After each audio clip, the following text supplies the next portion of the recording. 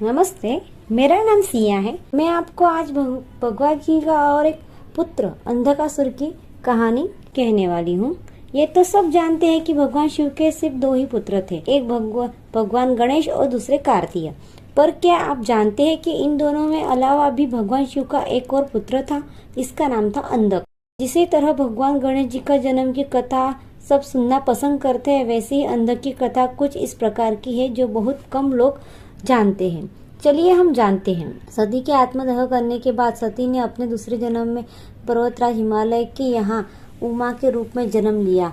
यह उमा ही बाद पार्वती के नाम से जानी लगी।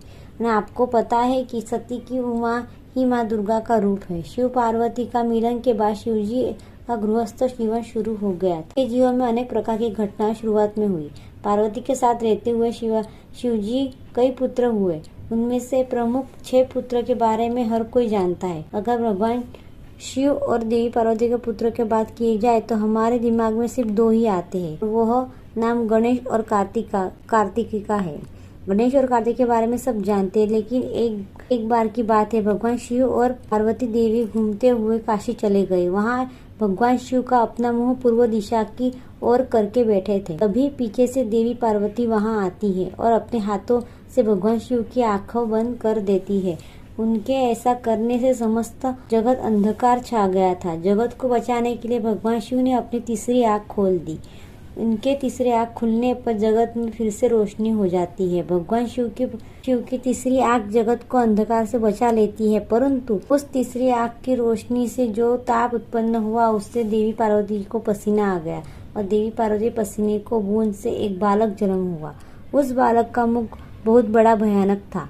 उससे बालक को देखकर देवी पार्वती ने भगवान शिव से उनके उत्पन्न होने का कारण पूछा। भगवान शिव ने उसे अपना पुत्र बताया और देवी पार्वती की जिज्ञासा को शांत करते हुए यहाँ कहा कि इस बालक को उत्पन्न होने का कारण उनका पसीना है। अंधकार में पैदा होने के कारण उस बालक का नाम अंधक रखा गया। कुछ समय बाद हिरण्याक्ष नाम का एक असुर ने पुत्र पाने के लिए भगवान शिव की ओर घोर तपस्या की। तपस्या से प्रसन्न होकर भगवान शिव ने अपना पुत्र अंधक वरदान के रूप में प्रदान किया। अंधक असुरों के बीच ही पला बढ़ा और आगे चलकर असुरों का राजा बन गया। अंधक अपने असली माता पिता के बारे में भूल चुका था। अंधक बहुत बलवान था। अंधक ने और अधिक बलवान बनने के लिए ब्रह्मा जी की तपस्या की थी तथा ब्रह्मा जी से वरदान मांगा कि उसकी मृत्यु तभी हो जब वो अपनी माता की बुरी नजर से देखे। अंधक खुद को अमर मान चुका था। अंधक को लगता था कि उसकी कोई माँ ही नहीं है। सत्य वो तो अज्ञान था। वरदान की वजह से अंधक बहुत ताकतवर हो चुका था और उसे असुर ने तीनों लोगों पर विजय प्राप्त कर ली थी। तीनों लोगों का राजा बन चुका था। तीनों की विजय होने के बाद अब अंधक सबसे सुंदर कन्या से विवाह करना चाहता था। तो उसे पता चला कि देवी पार्वती पूरे जगत में सबसे अधिक सुंदर है।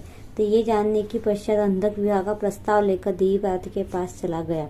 देवी पार्वती के मना करने पर अंधक ने उसे जबरदस्ती की और ले जाने लगा। तो देवी पार्वती ने भगवान शिव का आह्वान किया।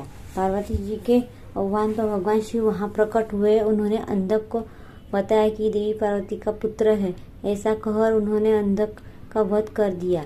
और व्यापन पुराण में बताया गया है कि अंधक भगवान शिव तथा पार्वती का पुत्र था और उसका वध भगवान शिव करते हैं। परंतु अन्य कथा अनुसार अंधक कश्यप ऋषि और दिति का पुत्र था, जिसका वध भगवान शिव ने किया था। नमस्ते।